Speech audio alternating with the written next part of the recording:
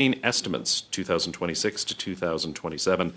Today's meeting is taking place in public in a hybrid format pursuant to the standing orders. Members are attending in person in the room and remotely using the Zoom feature or Zoom application. Before I continue, I would ask all in-person participants, I hope all of you are familiar with this, consult the card on your table. These measures are in place to help prevent audio and feedback incidents, protect the health and safety of all participants. For those who are struggling to find their card, don't worry, just speak into the mic and don't put your earpiece. I shouldn't joke about that. Anyway, a few comments for the benefits of the members. A reminder that all comments should be addressed to the chair, Mr. Speaker. So if you say you're referring to me. Just, yeah. For members, thank you. That was a speaker joke.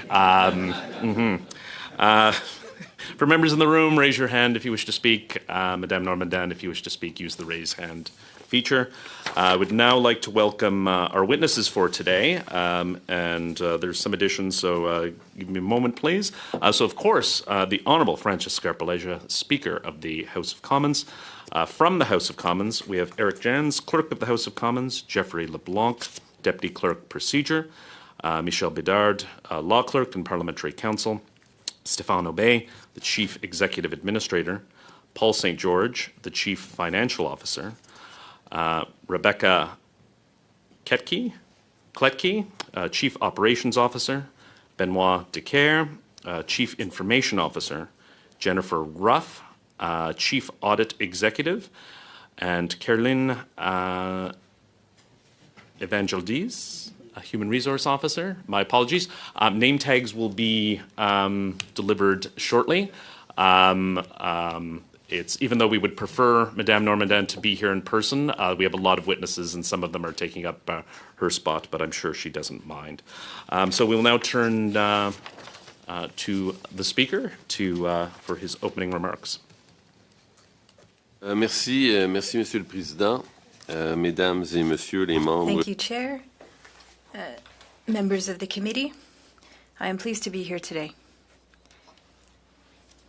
As Speaker of the House of Commons, it is my responsibility to present the 2026-2027 main estimates for the House of Commons and those for the Parliamentary Protective Service. The main estimates presented today outline the funding that enables our institutions to support the important work of members of Parliament on Parliament Hill and elsewhere as they carry out their diverse duties. 2027 main estimates for the House of Commons amount to $669 million, an increase of 1.9% from the previous year. This moderate increase reflects the impact of cost pressures, which are partially offset by budget adjustments tied to the results of the last election and by efficiencies identified through the Strategic Internal Assessment of Operations, or SIAO, as it's called. The SIAO is a multi-year review of House administration services that aims to strengthen service excellence while controlling costs. The handout you have received presents the year-over-year changes in the budget across four categories. Number one, funding increase as part of the long-term vision and plan, and new funding for the Public Visitor Registration Program. 2, cost of living and 2025 general election funding impacts. 3, other items, and 4, strategic internal assessment of operations. La première catégorie comprend une augmentation de 1,1 million $. The first category includes an increase of $1.1 million. This includes funds for the maintenance, operation, and lifecycle management of equipment and connectivity components in the disaster recovery data center buildings. So this is for the life cycle of the buildings. This first category also includes new permanent funding to expand the team responsible for visitor registration at the Visitor Reception Center. 2025 general election funding impacts represents an increase of $10.6 million. This includes a 2.8% increase, or $5.9 million, to the members and House officers' office budgets, the constituency office budget, and the travel status expense budget, based on the Adjusted Consumer Price Index, or CPI. The adjustment to the office budgets of members and House officers also accounts for a net reduction of $2.7 million to reflect the impacts of the general election. This includes a $4 million reduction to the House officers' budgets following the shift from 4 recognized parties to 3, and an increase of $1.2 million to the elector supplement for members representing densely populated constituencies. Cette catégorie comprend aussi le rajustement annuel du salaire des députés. This category also includes the annual adjustment to members' salaries provided for in the Parliament of Canada Act, amounting to 3.3%. It took effect on April 1st, 2025, and amounts to $2.3 million. Finally, it also includes $5.2 million for salary increases for House administration staff and pages. Items reflects a $4.7 million increase for contributions to employee benefit plans and members' pension plans in accordance with the rates set by the Treasury Board. As for the fourth category, in line with the framework of the Strategic Internal Assessment of Operations, or SIAO, the 2026-2027 main estimates implement the Year 1 efficiency target, a 2% net reduction, or $3.3 million, to the House administration budget. This is part of the phased net reduction of 5% that will be applied over 3 fiscal years, as identified in collaboration with the SIAO subcommittee. Measures to reduce costs are applied in a way that limits as much as possible the impact on members of Parliament and employees. Security is explicitly exempted from reductions. I will note that at its meeting of March 12, 2026, the Board approved multi-year funding to support enhancements to current and emergency security programs. I will now present the 2026-2027 main estimates for the Parliamentary Protective Service. Pour l'année 2026-2027, le service de... For the 2026-2027 fiscal year, the Parliamentary Protective Service is not requesting additional appropriations under the main estimates. However, the PPS plans to make some adjustments to employee benefits plan.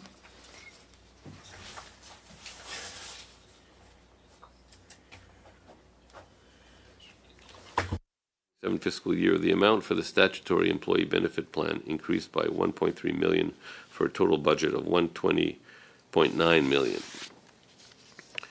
The 3 other adjustments to the PPS employee benefit plan include: 1, the transfer of funds from operating and maintenance to increased overtime expenses. This change better aligns budgets with expenses and increases the employee benefit plan by $179,802. 2, there is an increase in revenues for services offered from $1.5 million to $2 million. The monetary impact of this change is an increase of $164,000 to the employee benefit plan. 3, dans un troisième temps, il s'agit d'une augmentation au régime d'avantage. Third, there is an increase to the employee benefit plan as prescribed by the Treasury Board Secretariat. This increase from 15.3% to 16.4% amounts to $969,687. Overall, therefore, these adjustments have no impact on PPS's approved appropriations, which would remain at $106 million. It is PPS's intention to not seek additional funding while maintaining a level of security service essential to the entire parliamentary community. Mr. Speaker, Mr. Chair, this concludes the overview of the 2026-2027 main estimates for the House of Commons and Parliamentary Protective Service. We would be pleased to answer your questions. Thank you so much. Just to let the Speaker know, typically we give witnesses 5 minutes to speak. No one rose on a point of order, so just keep that in mind should anyone in this room have an SO31 coming up. Not so... But now we will turn to... Provisions have already been made for that. Excellent news. We'll now turn to Mr. Cooper for 6 minutes, please. Thank you, Mr. Chair. Thank you, Mr. Speaker. I'll address my questions to the table, so whoever wishes to answer is fine. MPs are explicitly forbidden from benefiting from expenses that they charge to the House of Commons, correct? Okay. That is precisely what MP Lori Idlout did when she expensed the House of Commons for gifts she purchased from a company in which she is the sole proprietor, Carvings Nunavut. She did so not once, not twice, but on 4 separate occasions with a total value of purchases of $1,756, which she charged to taxpayers. Ms. Idlout says that she has since repaid the money. On what date was the money repaid? I don't have that date specifically. My recollection, it was several days after. Paul, do you know? I don't have a specific date. We'll look as we continue with the questions, and we'll come back to that. My colleague, Mr. Barrett, wrote to the Speaker as chair of the Board of Internal Economy on March 14, 2026, to raise these inappropriate charges. Was the repayment after that letter? Yes. Okay, so she repaid the money only after she got caught effectively pocketing the money. Now, whose name was on the repayment tendered? Was it Ms. Idlout or was it some other person or entity? I don't have that at hand. We'll have to, find it and get back. If you could undertake to do so. When a member submits an office expense claim over $1,000 to the House of Commons, the member must personally approve the claim, correct? That's my understanding. That's what I do. Okay, that is correct. And on August 27, 2025, Ms. Idlout made a $1,380 purchase from her own company, which was then submitted to the House of Commons for reimbursement. So to confirm, Ms. Idlout would have had to have approved that $1,380 claim, correct? It would be logical to assume that, yes. Okay. Additionally, Ms. Idlout made 2 other purchases, one of $150 from her own company in January of 2025, and a $76 purchase from her own company on June 25, 2025, which were charged to her office budget. Were these gifts charged by Ms. Idlout personally or by a member of her staff acting with her delegated authority? I wouldn't have those details. Again, we'll have to look into it and get back to the committee. Okay. So if you could undertake to do so. Now, Ms. Idlout purchased these gifts just weeks before and just weeks after last year's general election, which she won by only 41 votes. House policies provide that no single gift can cost more than $150. So that means she had to have sold herself at least 12 separate gifts from her business to hand out. Do you have any information on who she gave these gifts to? I don't personally have any information. Is that something the Board of Internal Economy is looking into? It was raised at the last board meeting, and it will be coming back to the next board meeting. Okay. Now, as I understand it, Mr. Barrett has asked for the Board of Internal Economy to address the situation. What powers does the board have? What remedies can the board impose? I think on that one, I'll pass it off to our law clerk, Michelle Bédard. 2 minutes.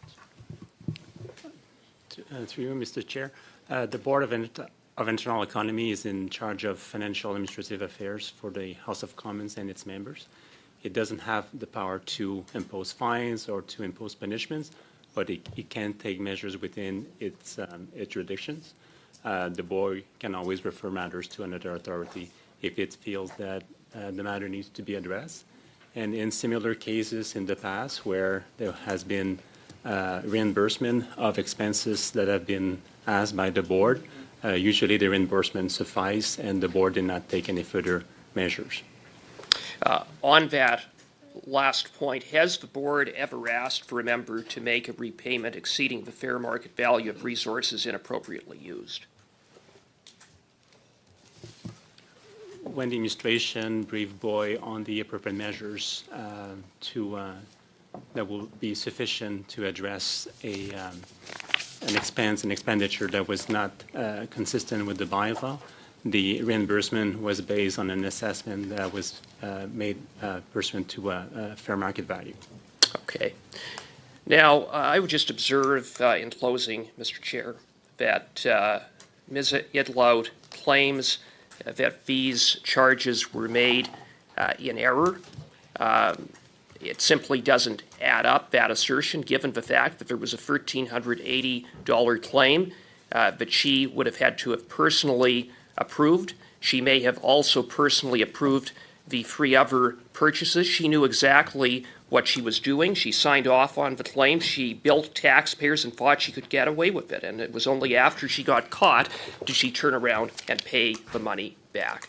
Her assertion bears no credibility. Thank you very much, Mr. Cooper. We'll now turn to Madame Brière. 6 minutes, s'il vous plaît. Thank you, Mr. Chair. Bonjour à tous. Moi, je devrais... Hello, everyone. Thank you to all of you for being with us today, and thank you for all of the work that you are doing at all levels to ensure our safety and the proper functioning of the House. I would like to know how the budget priorities for this year are reflecting the evolution of risks that Parliament is facing, especially when we're talking about safety and hybrid threats.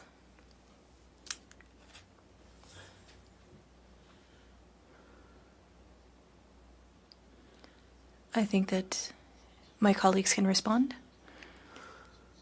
It implies working with the Office of the Sergeant-at-Arms.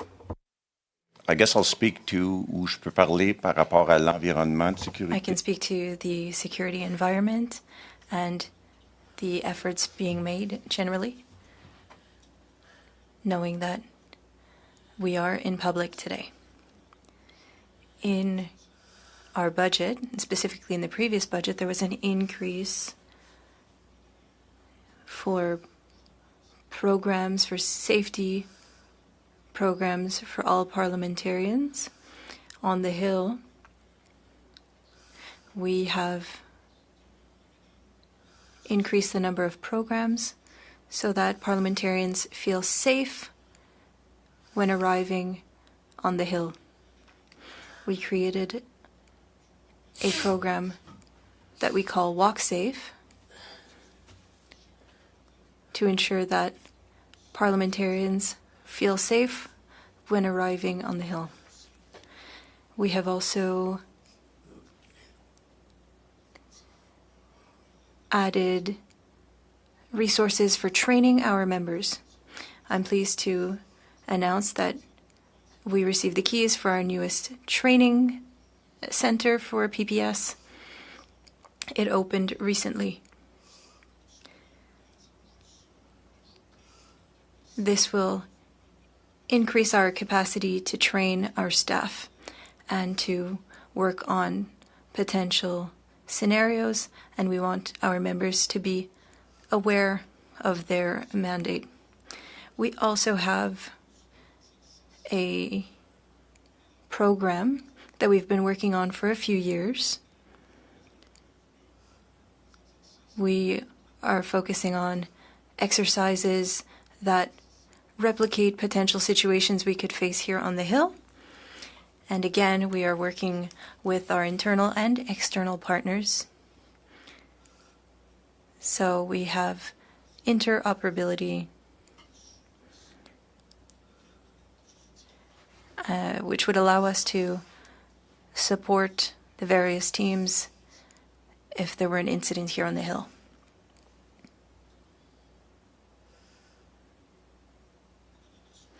Beyond that, perhaps I'll give the floor to Mr. Dicker, who can talk about the Office of the Sergeant-at-Arms.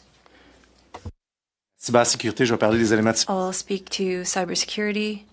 We are working closely with the Sergeant-at-Arms regarding foreign interference. We have a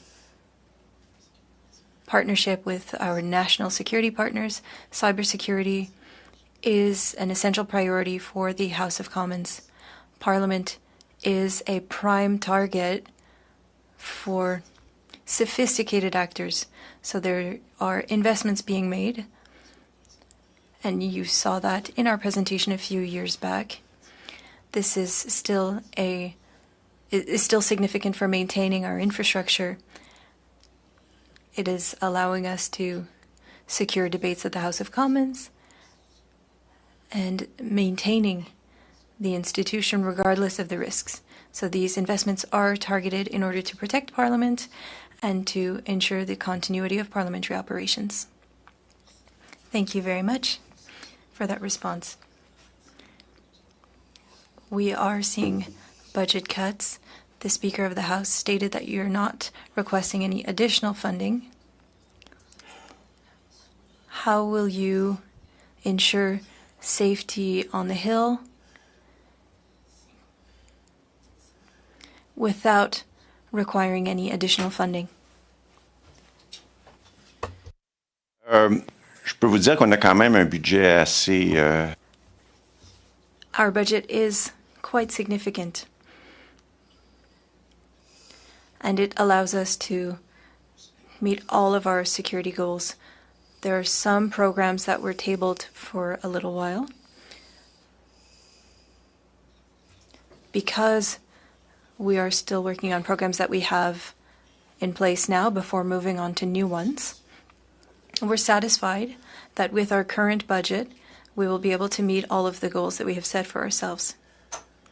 We have a training program, which is something that we've had for a few years that we are continuing to improve upon. We have the program with the different exercises as well. We've also added a canine element. I don't know if you've noticed that recently, but this is something that we were able to do without any additional cost because we're working with the RCMP. So a few times a week, you'll see that canine element at the vehicle screening facility. May I add for the House of Commons, as the Speaker said in his opening remarks, in March, we made a submission to the Board of Internal Economy in order to get more resources for security here in Ottawa on the Hill, but also for the riding offices and for parliamentaries' residences and for cybersecurity, which was helpful. Thank you. Thank you so much. Just one point, just the mics are very sensitive, so to our witnesses, just be careful if you're shuffling papers or talking with your hands, just be careful not to hit the mic. It can be very loud in our interpreters' ears. So we'll now go to Madame Normandin, 6 minutes, s'il vous plaît. Merci beaucoup, Monsieur le Président. Thank you, Chair. First question on cybersecurity, perhaps Mr. Dicker can respond. I understand that there are measures that were put in place in order to protect members' data and to protect the systems managed by the House, but there was an attack against Canada Life using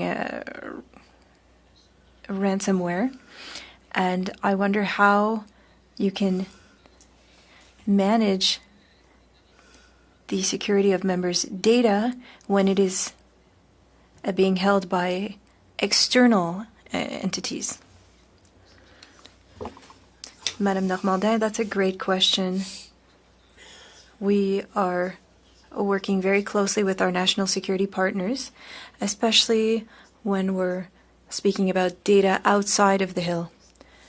In that specific case, it is a service offered to the Government of Canada through Treasury Board. So with my colleague Carolyn, who is responsible for human resources, we have been working closely with Treasury Board to understand the scope of the impact that this could have on our members, and we want to take the steps in order to respond. But again, proactivity is very important. It's part of our pillars on cybersecurity, and so having that kind of cyber attack outside of the Hill allows us to learn, but we also need to inform members. So we're working on an awareness campaign to allow members to better manage the potential impact of a situation that is out of their control. I imagine that this kind of situation will help to see what preventative measures will be required by Parliament. But is there any analysis done uphill before choosing an external service provider? Do you analyze their capacity to counter such an attack? Do you assess the level of cybersecurity that they have? Through you, Chair. That's a great question. I would like to reassure you that there are requirements in place, especially for the House. I can talk about when we own these agreements. So in this case, the requirements apply for contracts of a significant scope that have sensitive data. So the requirements are in place for Government of Canada partners. Mr. Dicker, I think my next question will be for you as well. The Speaker spoke about remote data centers in order to protect data and to ensure that the data is not lost. Now, for stalking data,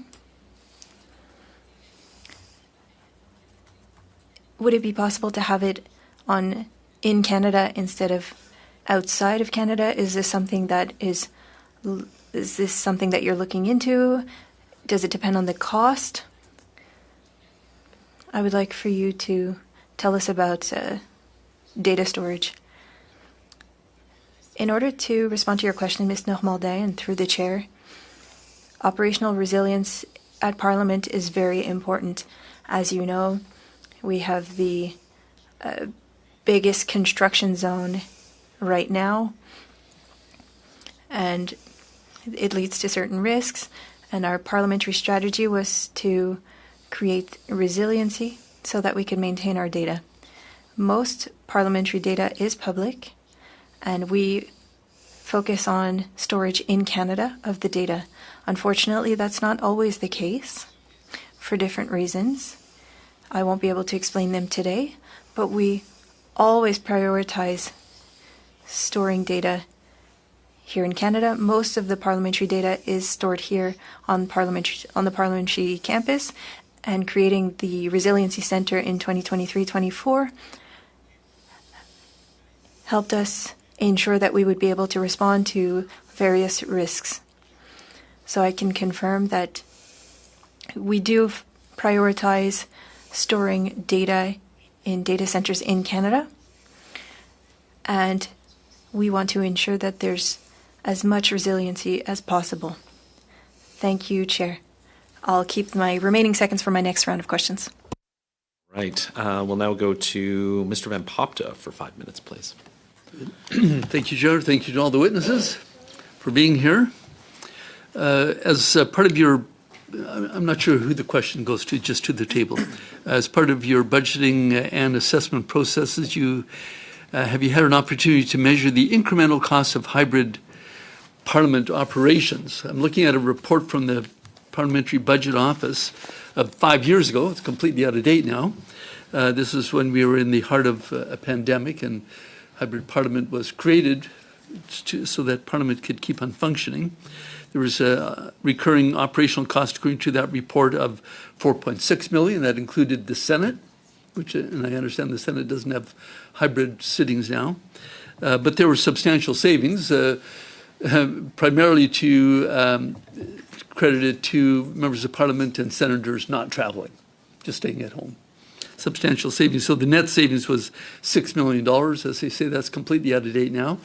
But my question is whether we track the cost of hybrid Parliament now that we could probably function without it. So I'm not sure who that goes to. Maybe I'll start and then I'll hand off to my colleague Stéphane. For sure, there is a cost to continuing hybrid Parliament. Whether one person uses it or multiple people use it, it's basically the same cost involved. We can provide some numbers without telling tales out of school. It was something that was recently looked at by the subcommittee of the board that is looking at our strategic internal assessment of operations to see whether there could be any efficiencies found if hybrid was done differently. But maybe I'll turn it over to Steph. Through you, Mr. Speaker. So for 26-27, we're projecting the cost around $7.4 million for hybrid. That's the incremental cost to our budget for offering the service. It started in the range of $5 million in 2023, as you actually identified. We're now up to 7.4, based on a decision of the board to actually make sure that we can support an increase in committees and meeting pre-pandemic committee meetings. So that's why it got to that level. But we continuously make effort to actually review and assess if there's opportunities, as the clerk has just mentioned. We've been going through exercises to review, and that's one of the services that we were asked to actually review. And we are in the process of discussion if there's potential opportunities for efficiencies. Good. Is anybody assessing how many members of Parliament actually make use of hybrid Parliament? I know sometimes it's used, and the Speaker knows this, at the close of the 10-minute electronic voting. He always asks the question, if anybody had any trouble, please raise your hand. Every once in a while, somebody online says, yes, I had trouble. So it's useful for that. But surely, if that's all it's being used for, hybrid Parliament, we could find a more efficient and cost-effective way of solving that minor problem. There's maybe two components to that. There's members' utilization, so either in committee or in the chamber, members still have the option of participating virtually. But also in terms of committees, there's witnesses. So it's the same procedures largely that are in place to onboard a witness before a committee meeting as occurs with any members participating. So a lot of the resources and the costs associated with hybrid are as much for the witnesses as they are for members participating. I don't know if Steph or Ben have anything to add. And through you, Mr. Chair, I just would like to add, we also use hybrid as a mechanism of resilience for electronic voting. As you know, in the chamber, if a member would have issues with the applications, we would also use hybrid to actually ensure that we can guarantee that's the person that has voted.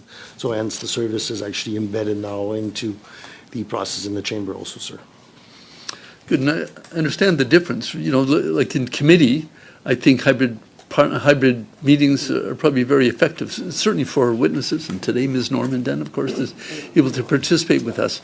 But witnesses participating online was available. That option was available even before the pandemic, is my understanding.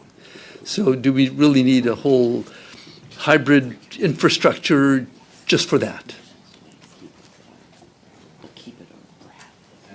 I mean, that's almost a political question for the members of the House to decide. It was decided to continue hybrid. You're absolutely right. In the past, pre-pandemic, witnesses could appear virtually. For the most part, they had to go to specific centers in Canada to do so, whereas now, as long as they have proper internet connection, proper equipment, they can participate from pretty well anywhere. There were limitations in terms of how many committees could hear witnesses virtually, whereas now any committee sitting can avail themselves of that option.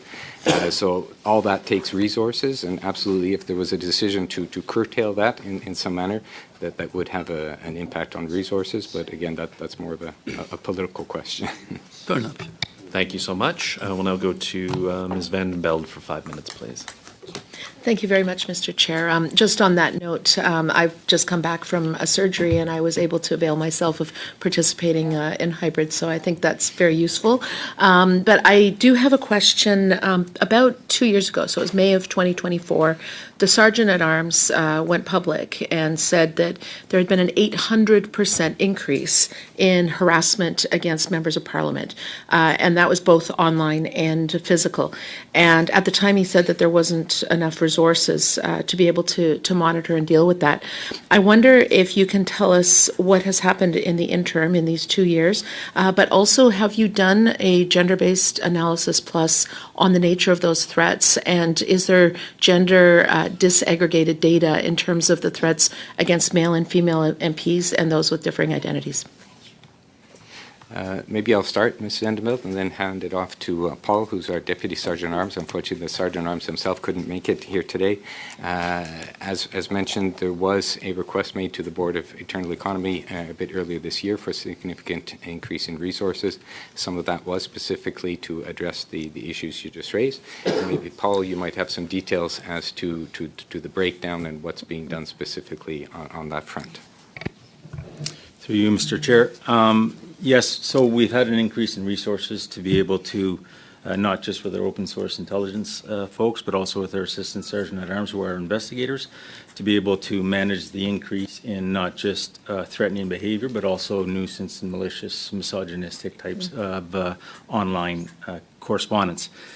In regards to that, we do have a very robust records management system where we correlate every single incident and file, and if there is, we can differentiate between, we have different categories of if they're misogynistic and et cetera. We can extract that information if required. I think it would be interesting for the committee to see that that difference, particularly on gender. If it's happening more to female MPs, that would be very interesting to know. Thank you. Okay.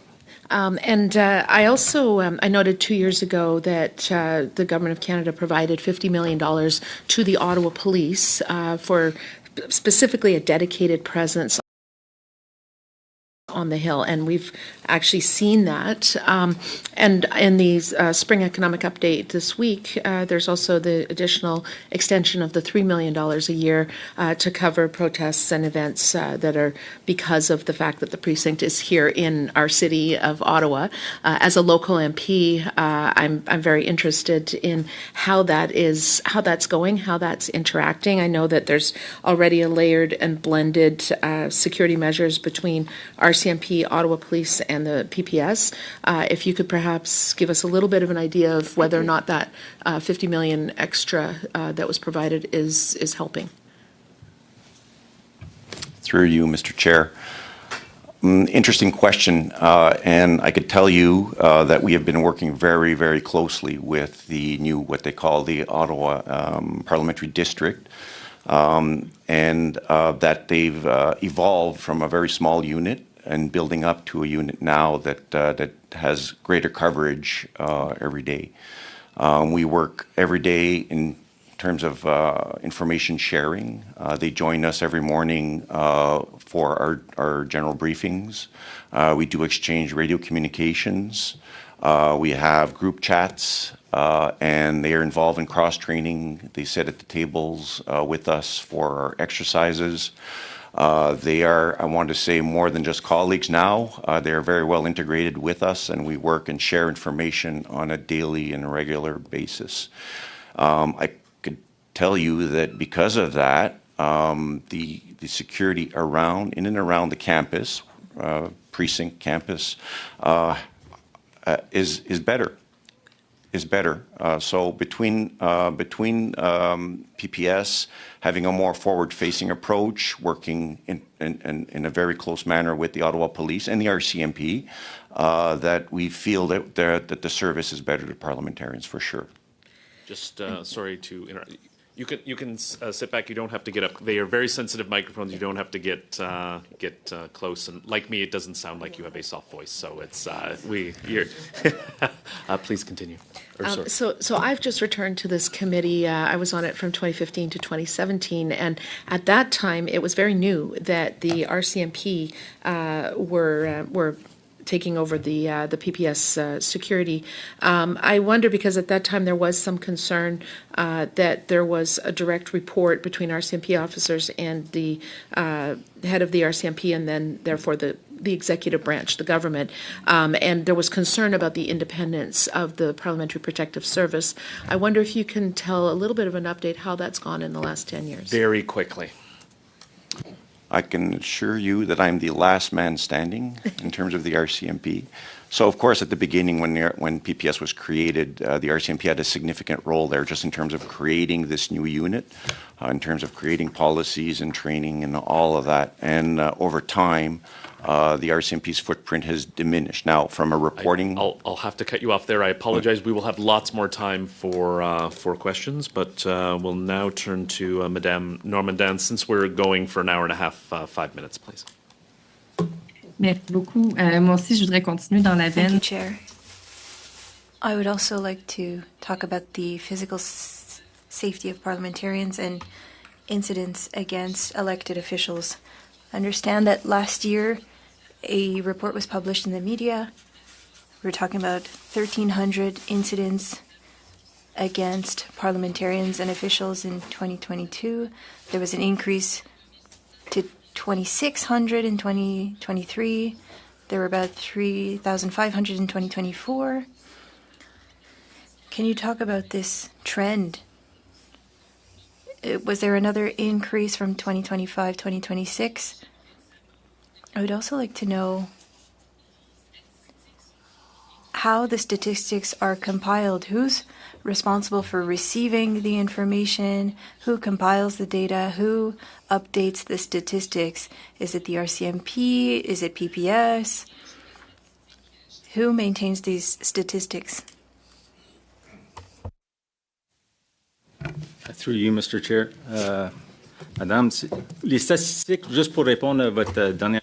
Just to answer to the last part of your question, the stats are compiled by the Office of the Sergeant-at-Arms for those threats and any files related to members of Parliament. We are working in close collaboration with the RCMP, and we have a file regarding anything that happens with members. So it is the Office of the Sergeant-at-Arms that works with the RCMP, PPS, all of our partners who compile this data. Now, coming back to the first part of your question, there was an election recently, so the number of threats decreased a little bit. It had plateaued in a way, but it doesn't take a lot for that number to increase again. So it's about the same number of incidents for 2024, 2025. It went down a little bit, but things are quite stable. Thank you. There are a lot of incidents happening.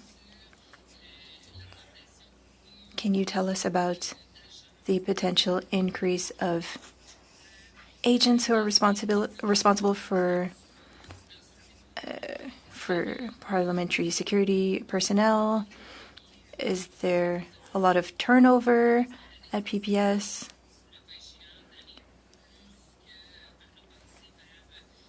Are you having to offer more overtime? Can you give me an idea of how things are going?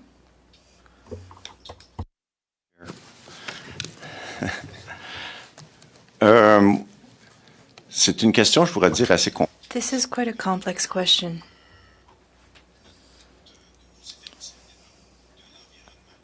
Our staff really depends on the environment. So on a day-to-day basis, we have a set number, and depending on the threat or the risk, we'll increase those numbers. So we have a scale. When the two houses are sitting, there's more staff or more personnel. So we work on all of this internally. So we are quite satisfied with our numbers. It's difficult to know, given situations fluctuate, just how many we have, but when there's a trend, then we can reconsider our personnel. But I would say that currently we are satisfied with the number of members that we have, and we are able to work with the number that we have right now. I don't know if Eric would have anything to add regarding overtime. With the main estimates, and for overtime, it increased to $3.3 million. That's a budget item. But there has always been overtime going beyond $5.6 million. And for the year that just ended, overtime was at $7 million. So that just gives you an idea. But there were years where there were a lot of things that happened, and that went up to $11 million. So we do have some flexibility in the budget, but in the main estimates, we increased the base budget for overtime because this is something that is constant. There's overtime because of holidays, for example, and then it depends on daily operational needs and potential threats and events. For those years where Canada Day was hosted on the Hill, for example, well, it required a lot of overtime. And Mr. Monette, I do understand you probably spent the first 20 years of your career speaking right into the radio, so we appreciate your service and commitment to the public safety. And Mr. Culkins, 5 minutes, please. Yes. Thank you, Chair. Mr. Monette, if you find the Chair disagreeable, feel free to run a 1028 and a 1029 on him anytime you want. See what happens. I'm going to go and ask a couple of questions, again, going back to the cost of hybrid. Can we get some statistics on usage, just for the edification of the committee, on how many members? I know I just recently used this. This is not me prepositioning any negative connotations. I was sick 2 weeks ago, and I actually joined this committee both days that time because I didn't want to get anybody else sick. But I am fundamentally curious about what the uptake is, because by and large, everybody seems to be back at work. I know it was a different time. So, Speaker, if you could have somebody from your crew here get back to us with this. I do want to differentiate a little bit too, I would imagine, Mr. Obey, you'd be the person to answer this question. Prior to having Zoom and prior to having the first virtual and then the hybrid parliament, committees did have the ability. There was committee rooms that were equipped to do video conference and teleconference. It was a different. Are we still maintaining that technology, or has that completely been replaced by what we're doing now? Thank you for the question, Mr. Hopkins, through Mr. Chair. So we did replace completely the infrastructure within the committee rooms. If you remember pre-pandemic, we used to actually have studios across Canada that we would actually lease. No, I remember it very, very well. It was actually very primitive. So the COVID basically and the pandemic brought on a massive surge forward in technological capabilities here in the House. That's why I'm wondering. So we've gotten rid of the legacy. Yep. So virtually now every committee room in the House is able to host somebody, and Zoom is the only platform we use. Is that correct? It was the platform that was chosen for interpretation requirements at the time. Yes, it is still the platform that we're using, sir. Okay, but it also created some issues when it came to interpretation. I can't disclose what I used to discuss at the Board of Internal Economy, but can you give us an update on where we're at with the ability to have adequate interpretive services, not just for official House of Commons duties, but we used to be able to request interpreters for caucus meetings, special interest caucus meetings. Some of those things we can't get interpretive services for. Can we find out a little bit more about what the status of our interpretive capabilities are? Maybe I'll start and then jump in after Steph. We can come back with more statistics, but you're absolutely right, Mr. Calkins. Unfortunately, there are still meetings, events, etc., where there is not an interpretation capacity, so those requests cannot be fulfilled. It has been the subject of much discussion at the Board of Internal Economy, to the point that its last meeting we had the minister responsible for the Translation Bureau who appeared to discuss the issue. It's a Translation Bureau issue largely in terms of human resources capacity. The House has invested a lot of time and money in terms of the technology to ensure that the systems are safe for our interpreters, but it remains for sure an issue. I don't know, Steph, if you had something to add. Well, if through you, Mr. Chair, we feel that the interpretation systems that are being used, including the remote ones, are very secured, Mr. Calkins, and the statistics have demonstrated that the reduced number of incidents that we've had since the beginning of the pandemic has completely gone down. Statements that are coming back from people is that our systems are well-renowned compared to other parliaments that are using similar approaches to us. So we feel very confident that from an health and safety perspective, and as you know, like in the last years, we've also worked with Treasury Board and the Health and Safety Board also, because there was some incidents, and we met all the requirements that were asked of us to actually ensure that the health and safety of the interpreters are addressed. We take this very seriously, sir, as an institution. No, I appreciate that. Thank you very much. So the plan then is to continue on, even though it's cost a few more $1 million, to keep on, to upgrade the capacity of being able to do essentially hybrid parliament, not necessarily for the benefit of MPs, but for the benefit of witnesses at committee. Is that, do I understand that correct? I mean, there was a decision made that hybrid would continue despite the end of the pandemic, and that it would apply for members both in the chamber and in committee as well as for witnesses. So as a result, we, the House Administration... My point is, Mr. Jans, if we were going to say that hybrid is no longer an option for members and senators, we would still be using the same infrastructure to deliver witnesses at committees at the very least. Do I understand that? That would be the proposal that administration would offer? Is that what do I understand that right? That would be the proposal, sir. We could maybe relook at some of the technologies that are being used, but to actually offer that service, we need these similar technologies in these facilities. Okay. Thank you so much. Sorry. Mr. Lewis, 5 minutes, please. Thank you very much, Chair, and I want to thank the Speaker and all of the witnesses for appearing here before our committee today. It's an important opportunity for us to understand how Parliament and its supporting institutions are resourced and help everyone carry on their responsibilities, which includes everyone being supported in their work and that the parliamentary precinct remains safe and accessible to all. So I thank you all for your service. My entire time was going to be spent almost exactly what Mr. Calkins is talking about. So just in the interest of moving on to my next topic, did anyone have anything they wanted to add? I wanted to speak of the importance of translation. Canada est un pays avec deux langues officielles. And the importance of speaking both official languages. It's important. I wrote down before I heard the last testimony that it's important for us to be able to communicate with each other, but it's important also to keep everyone safe.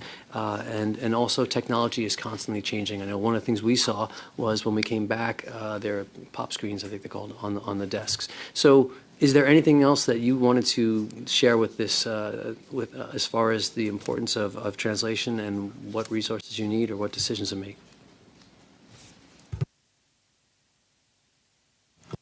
As I understand it, yes, you're absolutely right. The business of the House must be properly communicated using interpretive services in both official languages. My understanding, based on the discussions we've had at the Board of Internal Economy, as well as discussions that included an appearance by the Minister responsible for government transformation, is that there's not a huge surplus of interpreters in the country, and this is becoming a major challenge. But in any event, it is translation and interpretation is a service of the Department of Public Works and Government Services Canada. So while there are many frustrations that have been expressed by members about sometimes the quality of interpretation, it is the responsibility of that government department to ensure that high-quality services are produced, are offered when needed. But the Board of Internal Economy has been engaging with that department on a constant basis, and I think Mr. Perron deserves a shout out for being assiduous in tracking that issue. Thank you. I use it for, I learn a few words each day from the translators, so I thank them for their service. Mr. Speaker, in your opening remarks, you mentioned a visitor registration program as something new. There's a constant balance, and Monsieur Savard, you mentioned, Canada Day on the Hill. Canadians want to participate. We want them to be part of democracy. There's that balance that we have to maintain strong security measures. At the same time, we have to ensure that Parliament remains open and accessible to everyone. Can you tell us a bit of the visitor registration program and how you're helping to balance that accessibility with security? Yes, through you, Mr. Chair. This has been a bit of a pet peeve for me, actually. As a parliamentarian, I often have groups, large students, groups of students coming to a building like the Wellington building for a seminar of sorts, and I found that the time required to process these visitors through security was taking far too long. So I brought it up with Mr. Monette and with others, and so they're implementing a system to help process visitors more quickly. And I believe there's two components. There's a hiring of maybe more staff, is that possible? But also a systems improvements, so that when visitors come, as I understand it, correct me if I'm wrong, I don't have the full picture on this, but as people arrive at, say, the Wellington building, the security guards can go to some kind of centralized system to see the name on the list, and which should save time in terms of the checks they have to do. Is that correct, Mr. Bennett? I'll hand over the question to the Sergeant-at-Arms office, given that they've been leading the upgraded program in terms of visitor registration. So for the visitor registration program, we've identified deficiencies in the current processes. We've worked diligently with the SRP to improve those processes, to speed up the flow. We've taken over certain aspects of it. We're there to just ensure we know who are in our buildings at all times, but without impeding the access to the buildings. And that's the main goal of what we're doing, and that's what we endeavor to do at most. Thank you so much.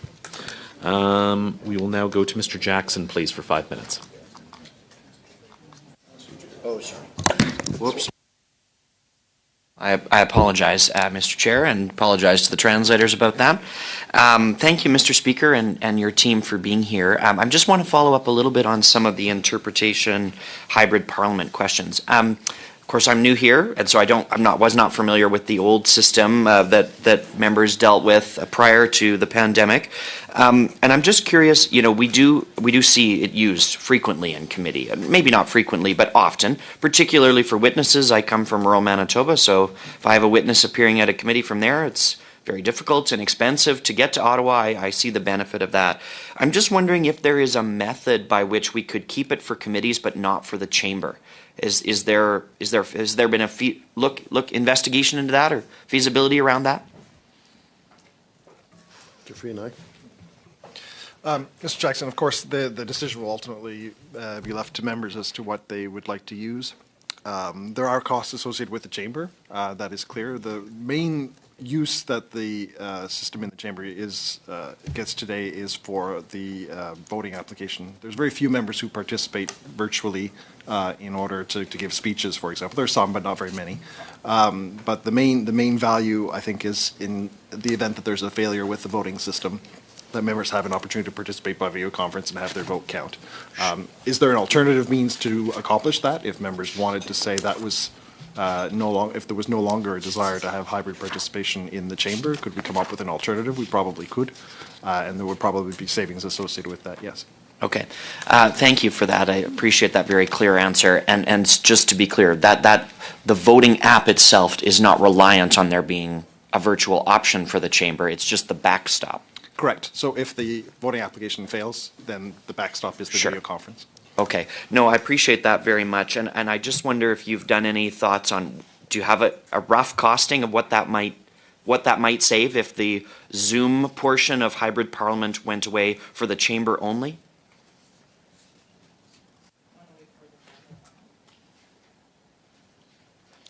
That's what the Senate did that. Right. Yeah, nobody's using it.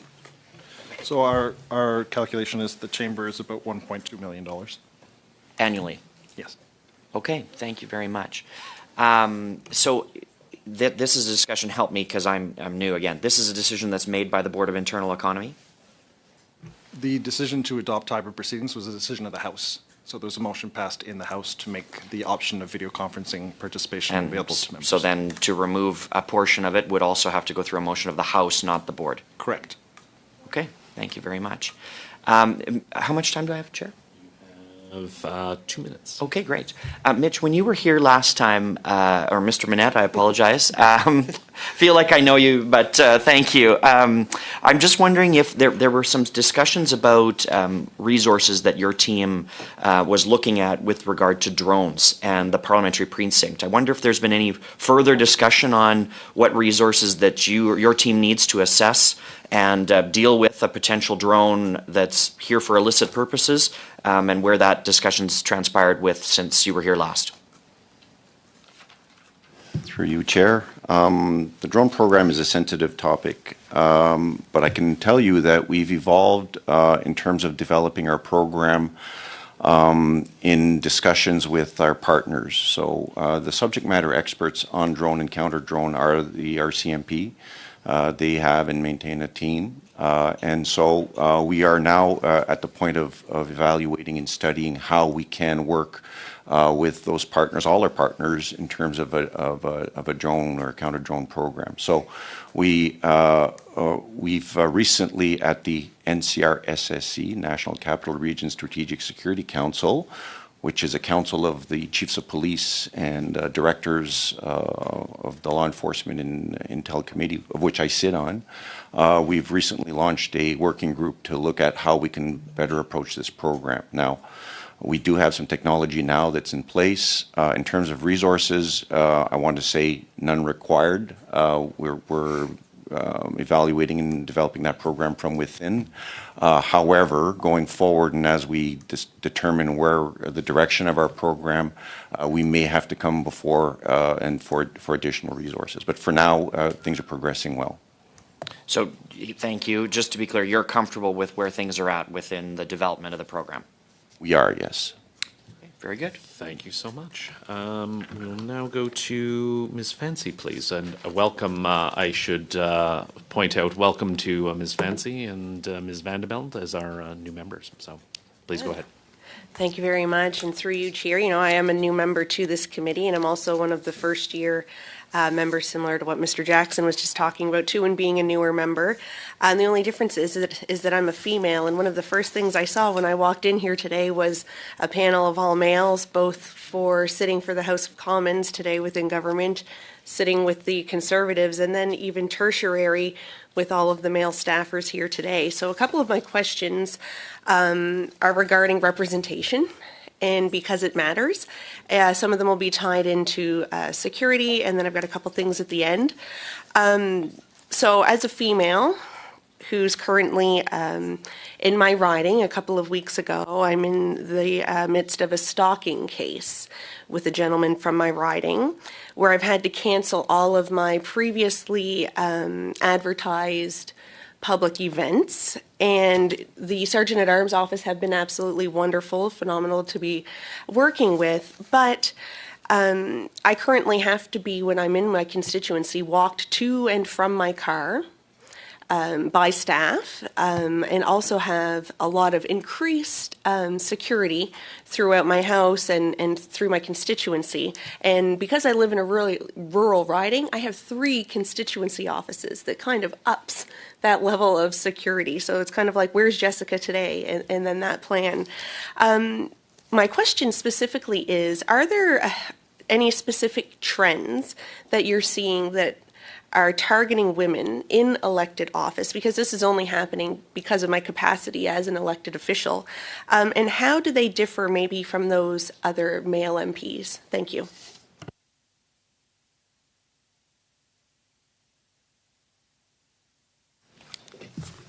Through you, Mr. Chair. So if you're asking if there's specific trends, we will endeavor to make a further analysis of that. We do know that the threatening behavior towards female MPs is different than the ones that is towards our male members. That is obvious. The misogynistic as well behavior online towards female members is also very obvious. But If it's getting worse, we will make an assessment of that, and I can get back to you on that, exactly where we're at with that. But it is markedly different. The threatening behavior is markedly different between female and male members.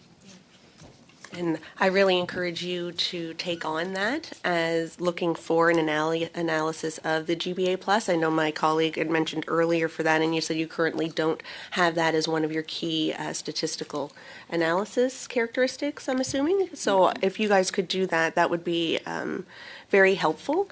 And the reason why I say that is because in our last election, we know that a numerous amount of women from all parties either didn't run or didn't seek to reoffer. So I would really recommend that.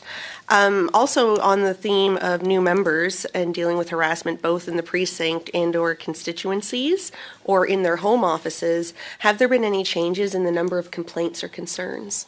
Can you repeat that question, sorry? Yeah, in terms of, MPs working either here on the Hill, their constituency in home offices, have there been increased numbers of harassment complaints? And what are they? Through you, Mr. Chair. So there has not been an increase this year. It peaked pretty much in 2024. It's plateaued, if you will. There is a consistent amount of complaints. If we look from online complaints, or online social media, it varies. It's flooded, if you will. But right now, if we're looking at what we're receiving, it's pretty much plateaued from 2024, 2025. Thank you very much, and I look forward to an update on how you're going to analyze the GBA plus portion to that. If I could just clarify that, It's not that we don't keep track of it, is I don't have it with me right now. Okay. I'd love if you could provide us with a briefing on that. That would be really good. And I also just as well want to put on the record in terms of, we talked a little bit about hybrid model today, in terms of the benefits that hybrid does allow. We had NPs on house duty. I know my colleague just said that they just got back from a surgery or whatnot. So allowing us to keep engaged within our job instead of having to go off on a specific leave is a benefit. I also want to talk about, I am from a rural community, and Canada is such a large place. Being able to have a hybrid environment also allows people the opportunity to be witnesses where they might not have been able to come to Ottawa to serve on panels, as well as voting in short notices. And I also wanted to say, in my talks with security and whatnot as a female, I do want to say that if and when it does happen, that the Sergeant at Arms has been so helpful and supportive in that. So it's not mean as a slight to what your job is. I'll It's have just to mean. interrupt you. Sorry, my apologies. We're well over. And we'll go to Madame Normandin. 3 minutes, s'il vous plaît. Merci beaucoup. Thank you, Chair. I would like to come back to the matter of interpreters. I understand that interpreters might be quite rare. Can you tell us about the impact that this has beyond on the House and committees? I imagine that the House and committees receive priorities over parliamentary events and informal meetings. Is there an additional pressure given the other requests for interpretation that are not linked directly to the House and committees? I'll start and then I'll give the floor to my colleagues. That's a good question, Ms. Normandin. The priority is always given to the House and then committees and then national caucus meetings. But there are cases where a regional caucus or a caucus for a specific event might request interpretation and they will not be able to have interpretation services. Now on another topic regarding online threats towards MPs. Do you collect data regarding where these threats are coming from, which countries are targeting MPs the most.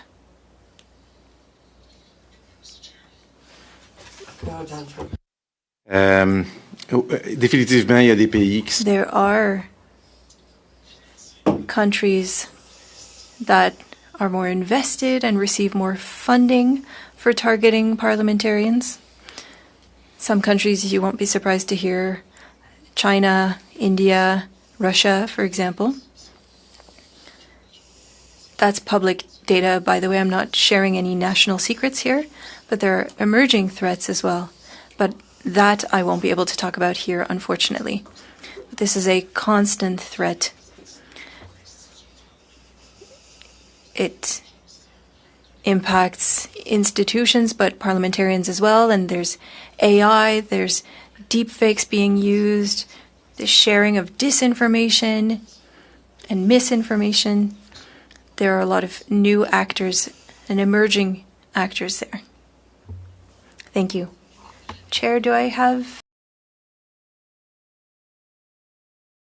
the fort until Ms. Ryan has joined us. We have a time for you for a 5-minute opening statement. We are running a tiny bit late today, colleagues, so I know it's mostly my fault. We have a habit of going over our slotted time for our questions, but please watch the clock so we can try and get out at a decent hour.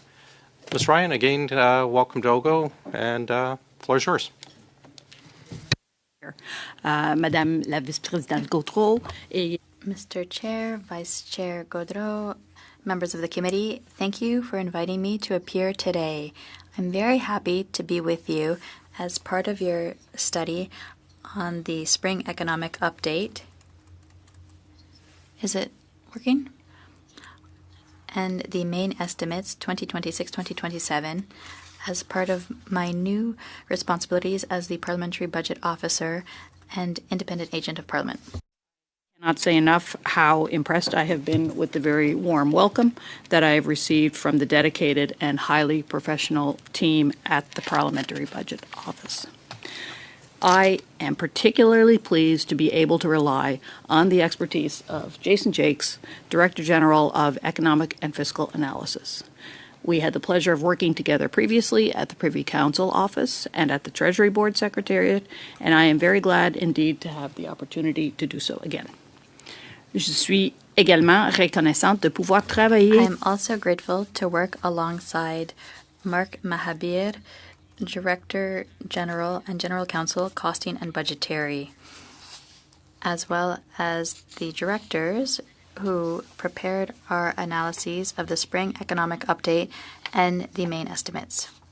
As you know, the mandate of my office is to provide independent, nonpartisan analysis to support Parliament in reviewing public spending and the financial situation of the country.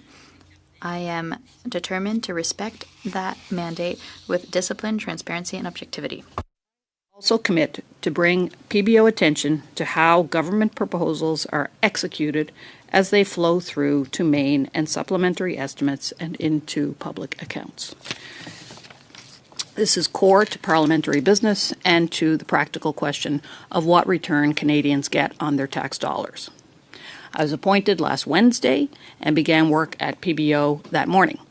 From day one, my focus has been on getting Parliament the reports that have been delayed by the vacancy of the PBO position and getting ready to provide analysis on the spring update.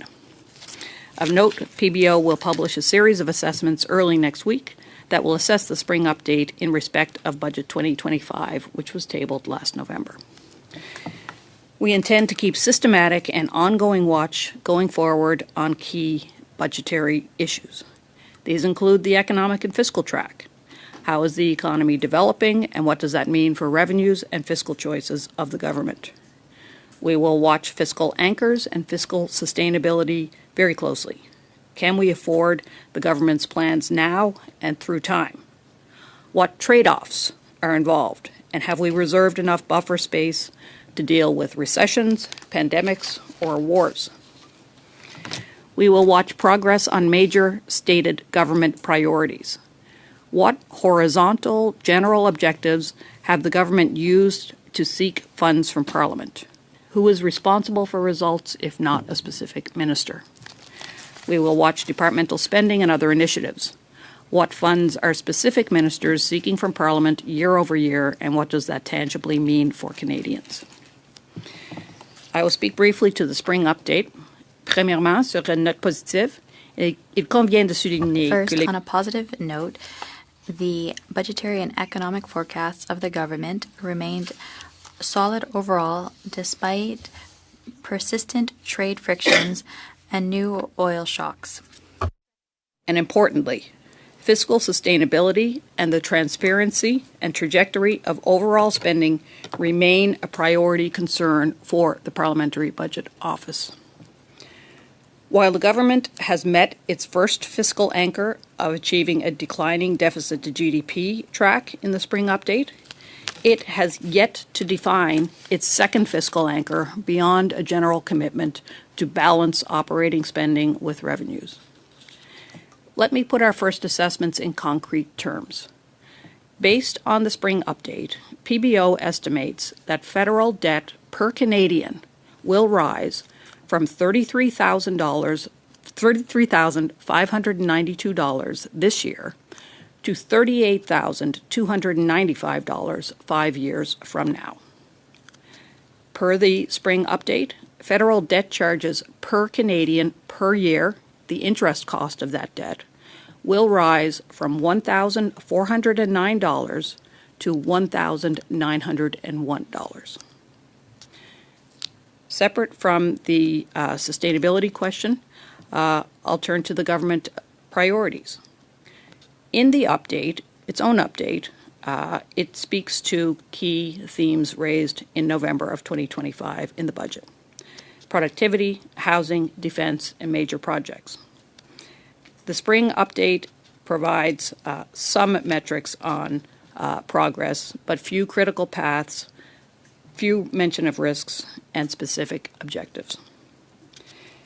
The update instead introduced a range of new and rather undefined priorities, strategies, and general objectives that similarly would benefit from greater accountability, details on governance, and other aspects of planning that would inform Parliament as to what results the government is targeting for that spending. The Canada Strong Fund is a leading example from that list. Au cours des prochains jours, je communiquerai... Over the next few days, I will be in touch with parliamentarians, including committee chairs, in order to hear your points of view on the best way my office can continue to support your work in terms of what is already working and the aspects that could be improved to ensure better accountability from the government. Thank you once again for having provided me with the opportunity to appear today.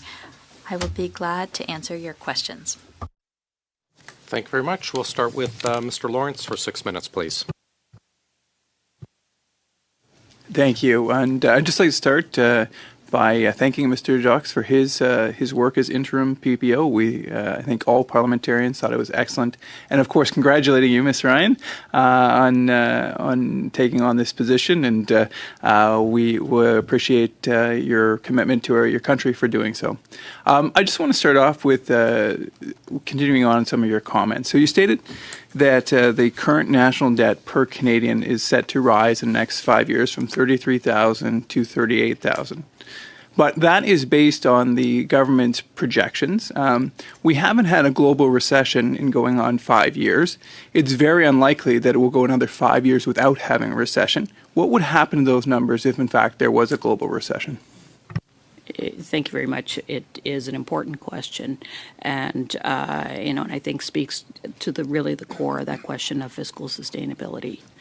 I think that is a question that can be answered by looking at different scenarios, different tracks of key elements of the economy that generate revenues and drive costs of government. in the spring economic update, the government did present a number of scenarios of what that might look like. I could turn to Jason if you want to hear more detail on sort of the specifics of that. Do you want to handle that one, Jason, on scenarios of downside risk? Yeah. So to your point, the Government of Canada in the spring economic update, as well as the International Monetary Fund about 2 weeks ago, presented scenarios, and I'll quote the Governor of the Bank of Canada in his press conference yesterday with the NPR, given the incredibly high level of uncertainty that the Canadian economy and the global economy faces at this point, there is considerable downside risk. And I think that's a direct quote from the title of Chart 46 in the Spring Economic Update. And that's why scenarios were presented. And in those scenarios with prolonged geopolitical uncertainty, potentially prolonged supply shocks on the oil side, then that feeds into potentially lower growth in the Canadian economy and higher prices for Canadians, and in turn, higher interest costs and higher interest rates. If we, I think there is at least a reasonable probability of higher interest rates and potentially slower growth. If either or both of those events were to happen, I know what ifs are difficult, but that's kind of your job a little bit, would you have any concern about the sustainability of Canada's finances? Short answer, Mr. Lawrence, is yes. And I think that, through time as we settle in and clear off some of the, backlog in getting reports to parliamentarians and so on, I think we could talk about what would it look like to put some of those risks in a more concrete path, and maybe test some of these scenarios ourselves of just what would the government's debt path look like under different scenarios of interest rates, the charges on debt. You can't negotiate away. So, I think that's a really concrete, kind of set of calculations that we could run for the committee and be happy to present something like that.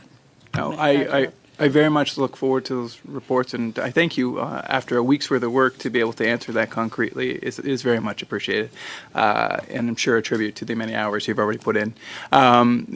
I'll move from fiscal sustainability, and thank you for I think validating some of the concerns I share, that if the Canadian economy does experience internal or external shocks, perhaps the government spending rate will not be sustainable. To one of the government's claims during the election that said that they were going to spend less and invest more. From your review of the spring economic update, could you assess the validity of that claim? So I think on the aspect of will the government spend less, the spring economic update did mention the government's comprehensive expenditure reduction strategy. It was fairly limited in terms of the detail it provided. Of note, it did not provide estimates of savings in year one of its plan by department or by estimated reductions in full-time equivalents or federal employment. And keeping in mind that currently we're in year one, so the reductions this year are meant to be 7.5%, rising to 15% over 3 years. And so absent that information by department, we will do our best to look at the main estimates that have already been tabled this year versus last in terms of where might we see some of that spending less, and we'll be coming back to you with that analysis. But it's partial and limited. I think the spending more, there's a lot more detail on that. Okay, through 11 years of this Liberal government, I'm used to a lack of detail on spending reductions, or so-called spending reductions. One last question: you said that the amount of debt interest will go from $1,409 to $1,901 per Canadian. That's underneath current interest rates, though, correct? Or the assumptions within the spring economic update that could go up dramatically, as compound interest is referred to by Einstein as the most powerful force in the world, right? I'm going to say yes. Thank you very much. Welcome, Ms. Martin. It's a day of welcoming new folks, so welcome to OGGO, and the floor is yours for 6 minutes. Merci bien, Monsieur le Président. Thank you, Mr. Chair. I'd like to congratulate Ms. Ryan and welcome her. I'm very pleased to be here for my first meeting of this committee with you. I want to come back to the estimate in the spring economic update that shows a reduction in the projected deficit for this year of roughly $11 billion less than projected through, of course, a combination of lower liabilities and increased revenues and generally a stronger economic performance than anticipated, which is, of course, great news for Canada. And of course, we know, and you alluded to this in your remarks, that we live in a time of tremendous volatility, and there are many things that can't be predicted. I'm wondering if you could reflect a little bit on whether you see the possibility for continued decreases in the deficit over time, whether it's through commodity prices changing or other factors either outside or within our control. I hate to dwell on upside risk, but there is always some, alongside the downside risk, there's always some upside risk, and I'm wondering if you could speak a little bit to that. Certainly. So let me start off by saying good news is good news. And, what we did see in the spring economic update was that, on balance, many of the economic indicators that are critical for government finances came in stronger than had been forecast. And there's an important distinction there to say, the economy still remains tenuous, there's a lot of headwinds and so on. But to the extent that those estimates came in better than had been forecast in the November 2025 budget. That is good news. And it's, in a sense, a secondary good news because it indicates that the government had built in a certain amount of prudence into those forecasts that it presented in November of 2025.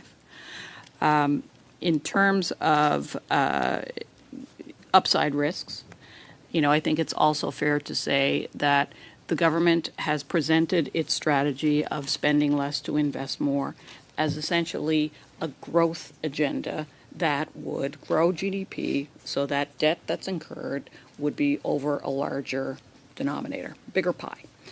And so, to that extent, if that strategy plays out comme prévu, as expected, then, there's certainly upside risk built into the strategy, additional to upside risk of, maybe the world turns out to be not so bad. So I think that answers your question.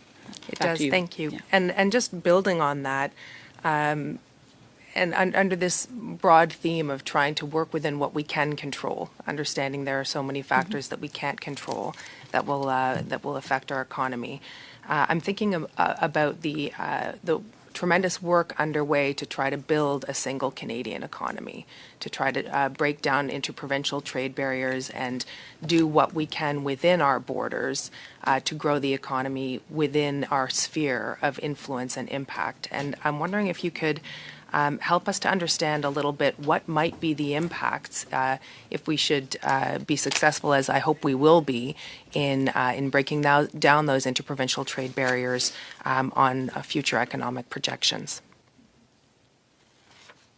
Thank you for the question. So, at its core, I see your question as what would it look like if interprovincial trade were to be more fluid, at higher volumes, and with less regulatory frictions? What would that look like? I think that it would allow Canada's more innovative entrepreneurs, those that are more careful about their costs and so on, to get those markets internally. And, in that way, that has this effect of, competition brings productivity and better choice for consumers and, and essentially better integration of the economy overall. In terms of what that would look like in terms of economic variables so that we could track progress, I think that's something that we could certainly either do separately, or the government could establish metrics that it could commit to follow in terms of how it plans to target that aspect of what does success look like in interprovincial trade, and so whether that's the government bringing that forward through its economic budget updates, departmental plans, departmental results, or the committee asking Parliamentary Budget Office to do that within our work plan. It's the type of thing that you can put numbers to. That's helpful. Thank you. I think we all know, of course, that economies are built on infrastructure and investment, et cetera, but fundamentally they're built by people. And one of the things that I was very pleased about in the spring economic update, both for the people in my riding and across the country, is the very significant investment in the recruitment and retention and training and hiring of new skilled trade workers. I think, in order to build all the things we want to build, we're going to need people to do the building. And we know that one of the best protections against economic volatility is a skilled workforce and an educated workforce, a trained workforce that can help to build the economy. I'm wondering if you might have... I apologize, I have to interrupt. There's no time for an answer. We're actually past our 6 minutes, but perhaps next round. Thank you, I appreciate it. Thanks. Madame Gaudreau. Mr. Chair, at the outset, congratulations on your appointment. I look forward to meeting with you. I have many reports to suggest, and I'd also like to thank Mr. Jacques for the time he spent, the efficiency of his work. And so right away, I'd like to speak a little bit to the staffing process. You're surely aware that here at OGGO, we adopted a system, 3 members from different parties,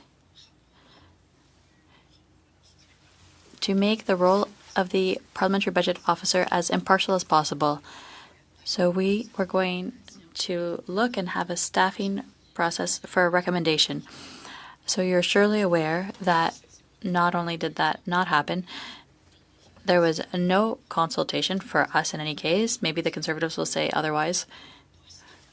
There are 2 fundamental roles here in this arena: the Auditor General and the Parliamentary Budget Officer. I have one concern on the impartiality. Do you feel that you have the necessary independence to analyze freely the budget? I'm really concerned. I'd like to hear your response. Merci beaucoup, Madame Gaudreau. Thank you very much, Madame Gaudreau. Before I begin, I'd like to say that I'm also very pleased to see you here today. Your question touches on a few issues: the process through which I was hired, the need or the merit of changing the process to better involve parliamentarians who I serve. And the third question was, do I have enough independence to fulfill my mandate? To begin with the last question, the most important one, I think, I see it as being clearly independent of the government. I have my mandate, I have legislative protection, so the analysis can be independent, rigorous, etc. I have a budget to support the hiring of very, very, very qualified, talented analysts who are experienced. So in that measure, I think things are well structured. I brought with me notes on the whole process that was followed for my appointment. The tradition, and if we want to ensure impartiality, we need to have consultation and unanimous consent. And that was not at all the case. So I fear is there concern about not biting the hand that feeds you? It's not about you specifically. You were appointed, and it was the former Parliamentary Budget Officer, the acting one, said, could there be a process? And it was swept aside, that idea. And that concerns me because now there are a lot of mechanisms and systems being put in place for consultations, but at the end of the day, there's a veto. And I could even ask the question to different ministers who should have many more opportunities to take decisions, but at the end of the day, it's just one who decides. Mr. Chair, briefly, I think the question in terms of consultation would be better asked to the government side. I was not involved in that. Second point is, could the process be improved? I think the answer is yes. And if I may, I think the history of the office depends deeply. I don't have much time, so we'll see when you come, when you make judgments on investments or other government decisions, and we wish you good success. I have some questions about QDAM. When I read page 124, it was in chapter 2 in the economic update. It was said that there's a measure, $451 million over 5 years. That's after subtracting the money already spent. It wasn't broken down by department. So it's difficult now to know how much will go to the Canada Revenue Agency and how much will go to EDSC for old age security. Do you have information about the amounts announced by the government for ESDC regarding old age security and QRM? Are you up to date? I think, Jason, are you more aware of that? A little bit. Go ahead. Not yet.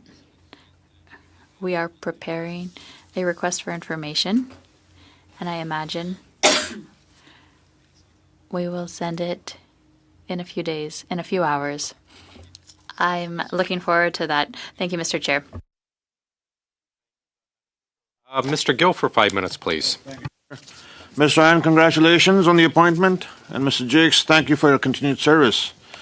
Ms. Ryan, just so we are clear, your job is to work for the Parliament and for Canadians, not the Prime Minister's office or the government of the day. A lot of Canadians are frustrated right now. They see committees getting stacked, filibusters shutting down debate, and a refusal by this government to provide answers. Having said that, on March 23rd at the Finance Committee, you used the phrase, spend less to invest more several times. That's just not any phrase, that's government talking points. Your job as the PBO is not to repeat government slogans or validate their talking points. Your job is to test whether the numbers behind those slogans actually make sense.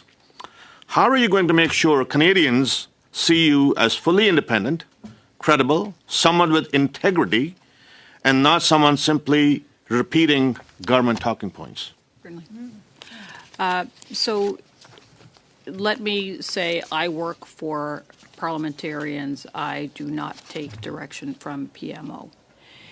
In the testimony of repeating what the government's key statement is of what it intends to do, to me it's important to understand what they are saying as their objectives, so that as Parliamentary Budget Officer I can work with the teams so as to say, how can we track if the government is actually spending less? As I opened earlier in questioning, there is very little information on the Comprehensive Expenditure Reduction Plan in the Spring Economic Statement, and I intend to publish next week material that says so publicly in greater detail, bringing forward questions that parliamentarians may want to use to hold the government's feet to the fire, as we will as well with our costing. So that's very much the commitment, and I look forward to building your trust and helping you see that I am not here to promote the government's vision, but rather to challenge it and help parliamentarians know that as governments spend more, what are the plans to spend more? Who is responsible for that? What will be delivered? What are the metrics that the government is using to track success? And what does that mean for Canadians in terms of better services, less regulation, greater interprovincial trade? No matter what the objective is, how can we follow that through from budget promises to spending requests to results? Thank you. And I'm looking forward to that report that you're talking about, Ms. Ryan. Your predecessor, Mr. Jakes, was truly a fantastic watchdog and someone I admire personally. But he was criticized at times for being blunt about the country's finances. Whether people agreed with him or not, Canadians understood where he stood and what the risks were. And if you believe the government is heading down the wrong financial direction, I hope you too are prepared to point that out in just as plain terms and blunt language as we have come to expect from our PBO. Thank you for the question. I think that it is very important that the work of the PBO be done rigorously with the highest standard of excellence and independence. And I also believe that it should be communicated clearly in ways that can help parliamentarians support debate and, again, hold the government's feet to the fire. I look forward to you receiving our initial reports next week so that you can judge if that test is being met. I have a quick question reflecting back to your time at FinTrack. You were there in a senior role, and that agency helps track suspicious financial transactions, money laundering, and those kind of things. Over several years, $18 trillion in transactions moved through weak anti-money laundering controls at a Canadian-based bank, the TD Bank. I was left wondering, why did FinTrack only issue $9.2 million in administrative penalties while the U.S. authorities got over $3 billion in U.S. money and also secured a criminal conviction? And this was in 2024, I believe. Mm-hmm. So what lessons did you take from that experience? Do you believe Canada's system today is properly connected between FinTrack, the police agencies, international partners, or are there still serious gaps, firstly? And can you apply those lessons to this new position and identify fraud in government agencies early on? I'm afraid there's been no time left for a response, so maybe you can provide it in writing to us. We'll go to Ms. Suds, please. Thank you very much, Chair, and a warm welcome. Ms. Ryan, congratulations, and we're certainly happy to have you in this role and at committee today. My first question, I'm thinking through some of our priorities, our government's priorities around catalyzing large-scale investment. Most recently through the initiative around the Sovereign Wealth Fund, but also through Major Projects Office as well. And I'm wondering what impact you believe that this type of public-led investment strategy can have on long-term productivity and economic growth. Let me start with the Sovereign Wealth Fund, the Canada Strong Fund. I think that the announcement in the spring economic statement raised more questions than it answered. And in terms of long-term growth, let me speak to some of the questions that come to mind from what was presented in that statement. It set forward the government's objectives as essentially twofold.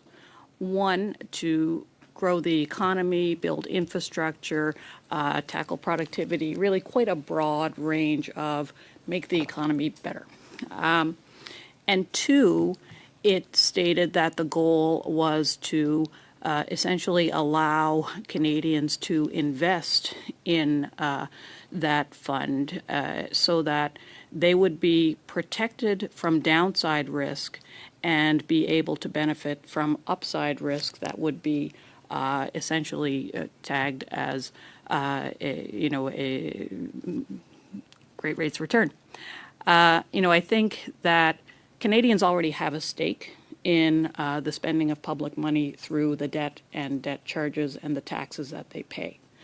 And so I think that there's an important governance and transparency set of questions about how those debt charges will be calculated in that rate of return and what transparency and protections against misappropriation and misuse will happen in terms of how investors can benefit from those public funds but be protected from downside risks, loan losses, who tracks those loan losses, who benefits from those loans. And I think separately there are a range of questions that are raised in terms of, investing more, spending more, spending less to invest more. Okay. Spending less to invest more. So, if, the government is not happy with how the mixture of EDC, BDC, Canada Infrastructure Bank, regional development agencies, grants and contributions on business, tax breaks for business are not delivering results. It would be helpful if the government could be more clear on what gap they're trying to solve with this new agency that will have overhead and the transparency questions that I tagged earlier, in terms of if that's the path forward and the protections are in place, where will the government spend less in terms of that large suite of expenditures that are already targeted at meeting those objectives? Yeah, fair. Thank you for that. And I think agreed. There are many questions, and I think the Prime Minister, the government has been clear that there is a plan, and there needs to be consultation as to the finality of what this looks like. And of course, the governance and transparency is certainly among the work that needs to be done. I don't have a lot of time, but just one more quick question. Earlier this month, our government announced that it would be pausing the federal fuel excise tax to bring down the cost of the pump on average around 10 cents a litre for gas, 4 cents for diesel. From my perspective, this is sound policy that, is temporary, is targeted, that helps with affordability, and it gives space, I think, for the bank to help make its rate decisions. Can you speak to this at a macro level? So we will have a paper coming out next week that show our calculations. Very good. Thank you. Well done. 7 seconds to spare. Madame Gaudreau, please. I'll try to be as efficient. I have 3 questions and a couple of minutes. So, first, the sovereign fund. A number of us are asking the question, well, is it like in Norway with the sovereign fund or the Caisse de dépôt et placement? So how would it be described? Because to me, it looks like a credit card that the government is giving itself. Could you explain it a bit? I appreciate the question. And as I said in English, I think the announcement from earlier this week regarding this Canada Strong Fund raises more questions than it answers. I think there are real risks that the structure of the fund will operate more like a credit card without repayment. And the other committee member said that it's a question of governance and protection for taxpayers that will be of great interest to the Parliamentary Budget Officer's office. So, Mr. Chair, we'd like an update on the economic update to obtain more answers to different questions. It's a little bit of a wordplay there. Yes, I agree. My other question regarding the coming report, have you received all of the relevant information for contracts like Curam and Phoenix? Because even in the update we're told, well, here's the cost, it costs less, and when we do it, it's 5 times more. It's like the cyclic issue, like 5 or 10 times. Do you have everything you need? Thank you. I'll say that the notes that will come out next week from my office follow a new form, a new editorial style. It's a rapid analysis of the update, comparing it to the 2025 budget commitments. And so it's structured in a way to provide parliamentarians with rapid analysis of what's in the update and what is not in it. For example, are the metrics on home building equivalent to what was in budget 2025? So this analysis is less about cost estimates and more about what we saw as very experienced economists to provide questions. I'll have my answer at our meeting next week. She's going to be meeting with all of us. Thank you, Mr. Chair. Mr. Patzer, please, and then we'll finish with Mr. Gasparo.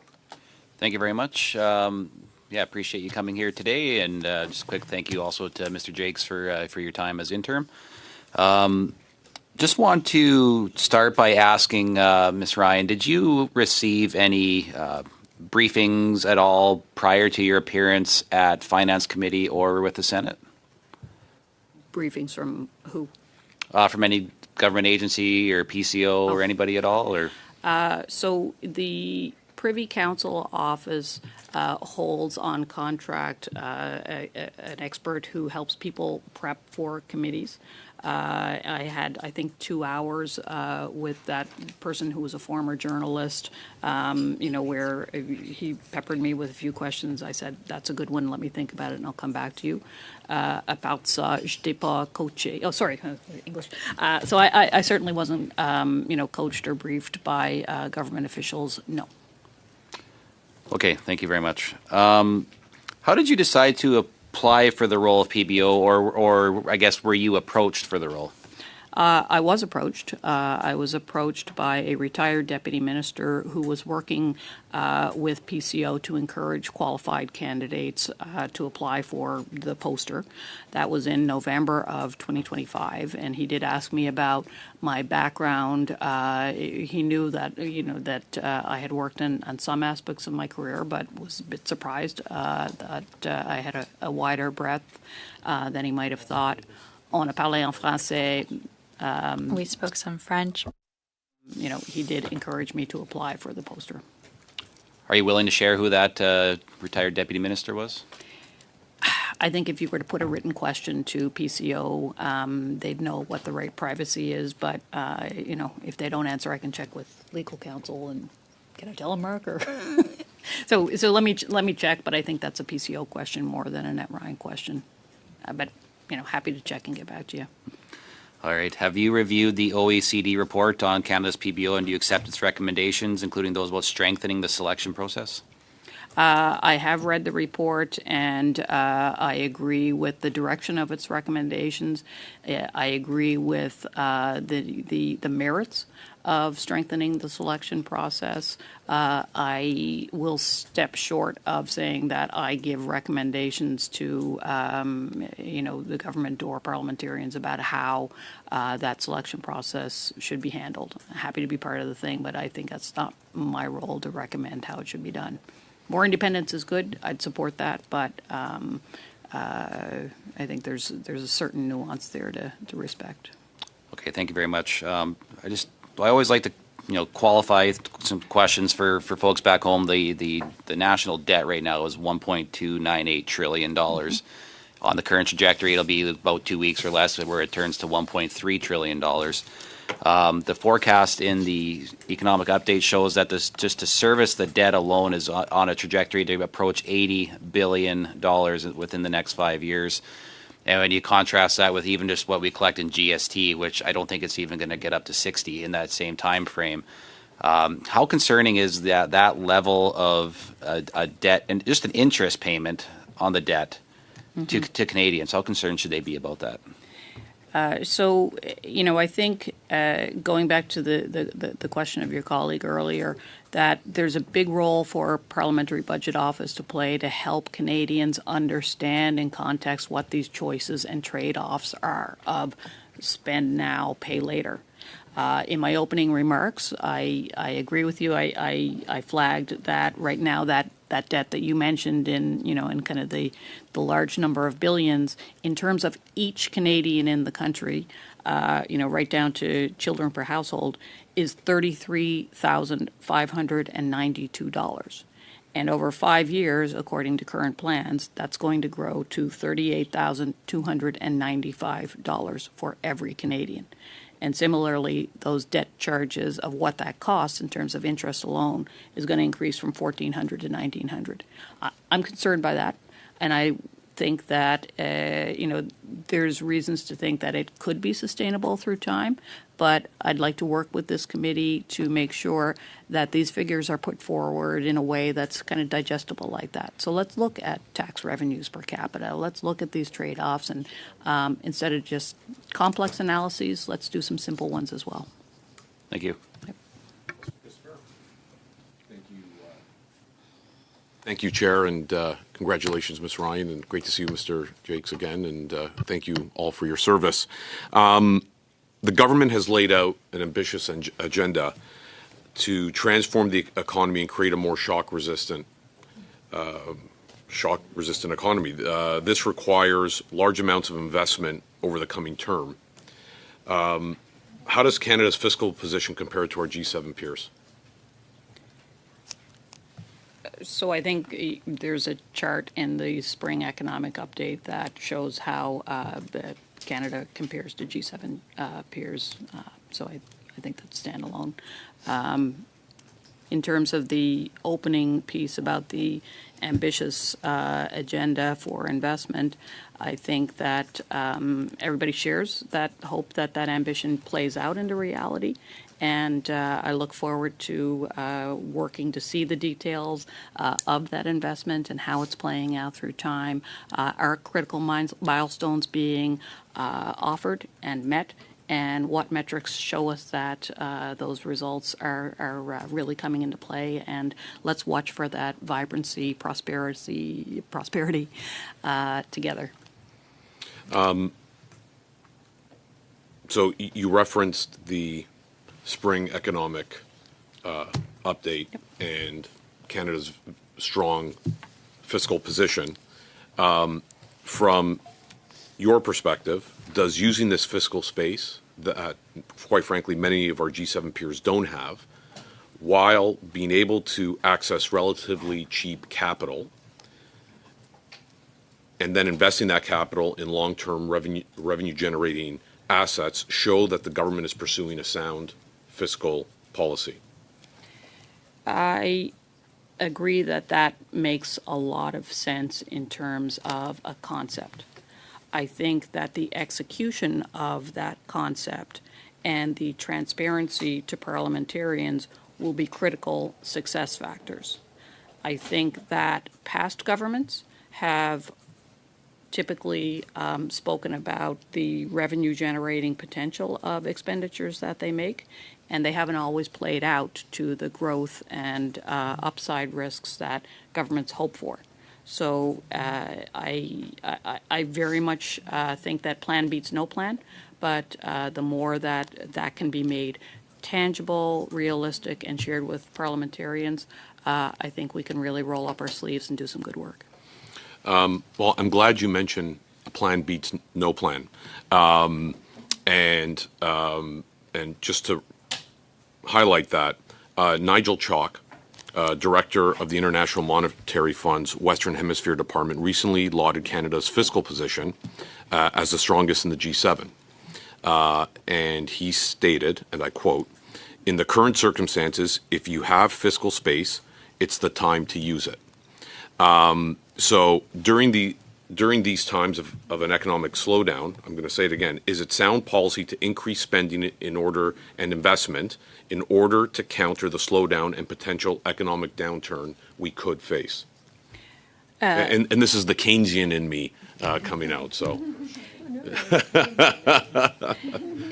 Briefly, I think that theory, holds together, but looking at the execution, the implementation, how does the vision meet the plumbing? That space really could use, a lot more oversight and transparency from government. There's lots of vision, lots of plan, lots of actions, but it'd be nice to sort of see them all come together in terms of how does it flow through to results, and let's take that journey together. I think that's what I'll be here for a lot. Well, what I will say is, and I've had this exchange with Mr. Jakes before as well, when you are financing and you're investing in infrastructure and these long-term revenue generating assets, they take some time to build. And I have some experience with this from the private sector, financing these assets, they take some time. So that connection point, that execution that you're referring to, the execution's happening, and we're starting to see green shoots on the ground, but it's going to take some time to build out these infrastructure assets. Thank you very much. Second that. Look at that. Nailed it. Nailed it. Ms. Ryan, thanks for being with us. Mr. Jakes, Mr. Mahabir, it's wonderful to see you again. I'm sure we'll see you back quickly or soon. Ms. Ryan, before the three of you leave, PBO's done an annual I'm glad you brought up sustainability a lot. It has done an annual sustainability report that also includes the long-term sustainability of provincial finances. Will your office be producing that again this year? Which is my shameless way of saying, please. We've already had a chat about that. There is a backlog of reports that we want to get to parliamentarians that happened because PBO couldn't publish during the vacancy in PBO. I think that as we get through that backlog and look at what we can put on the new work plan, that's something that we've all seen a lot of merit in. So share the idea, details. Let's come back to you. I appreciate that. I've looked forward to it. Well, I haven't looked forward to seeing the numbers, but I've appreciated the report every single year, and I certainly would like to see it again this year. And can I ask you just a bit further clarification, Mr. Patzers? Were you provided from this outside contractor briefing documents before, or it was just a session? No, I prepared my own kind of draft opening statement and peppered me with a few questions, and I said, "Oh, that's really good. I should say it that way." Wonderful. Great. I'm sure we'll see you again. We have time open at about 1:30 today. We'll see you back. But thank you again. Congratulations to the new members. Welcome as well. Quickly before we go, just the upcoming calendar. We do have, just everyone's information.